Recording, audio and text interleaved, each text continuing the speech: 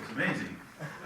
And as you can tell, I like food and drink, so fits me well.